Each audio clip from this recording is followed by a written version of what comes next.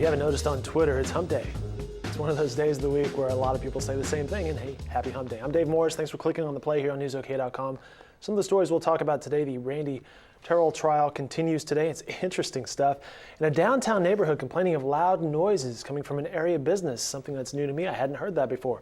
Here to tell us about these stories, Nick Tragagas from the Oklahoman's newsroom. Nick, we're sitting in new chairs, and it's a whole new world, isn't it? It's amazing. It's just amazing, that height difference. And happy Hump Day to you, too. All right, well, thank you. That's very kind of you. Yeah.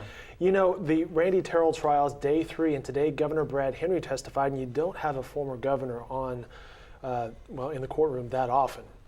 Yeah, we were talking about this, and when you look at what the possible punishment could be if Randy Terrill is found guilty, I mean, you know, a 2-year jail sentence is not excessive, though. You're right. Neither one of us want to go there for 2 years. Right, and a $5,000 fine is not an outrageous fine, for some people. But what is really notable about this trial is that it is sort of a star-studded lineup, a who's who, if you will, of political figures in the state. And of course, the big news today was former Governor Brad Henry testifying in the case. They asked him about a law that he vetoed. And what's significant is that this law would have contained the creation of this position that it is alleged that Randy Terrill was trying to create for the medical examiner's office. That's right, for Senator Debbie Lefwich. Governor Henry testified that he vetoed the bill primarily because of that position that had been created at the examiner's office. So Nolan is there in the court, as he has been all week, and he'll have the full rundown on the former governor's testimony. And Representative Mike Christian also had testimony today. Again, more coverage from the Oklahoman's Nolan Clay. And getting back to the fact this is day 3, earlier, I believe day 1 on Monday during when they were seating the prospective jurors, not everybody had heard of former Governor Brad Henry. At least 3 prospective jurors had, in fact, not heard of the governor.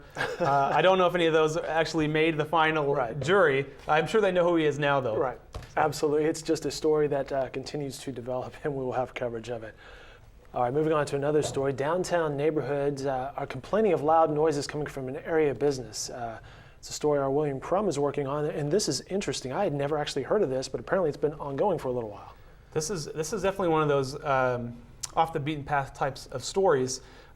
There's a neighborhood called the Lower JFK neighborhood. It's down near the Oklahoma River and Reno Avenue in the downtown area. There is a metal recycling plant there, and one of the things they do is they crush old cars and their machinery there. Well, some neighbors are complaining and alleging that perhaps they're crushing the cars with gas tanks still intact and gasoline in the car and stuff, which you're not supposed to do. The result, the neighbors say, are these loud explosions, these huge booms during the middle of the day that literally have neighbors rushing out of the house to look around and figure out what's going on. The business says that, we're not doing anything wrong. There may be some glass bottles or something that get caught in the compactors, and that's what causes the explosion. Well, the neighbors aren't buying that. They've taken their complaints to the city council. Now the city council is looking at it. So this is a good example of one of those deals where if you have an issue in your neighborhood, take it to the top, take it to your city government. And that's what some residents are doing. Just raise some awareness in the city. I'm seeing here as saying that the recycler is properly licensed. Mm-hmm. One other story, researchers at OU Health Sciences Center have announced a development in the fight against pancreatic cancer. That seems like a pretty good thing. Yeah, this was big news today.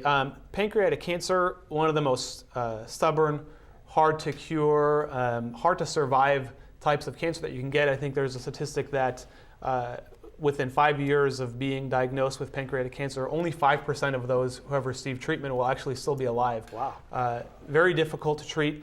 What they announced today was they have located a protein related to the cancer that they feel could be a real linchpin in finding a way to better treat pancreatic cancer.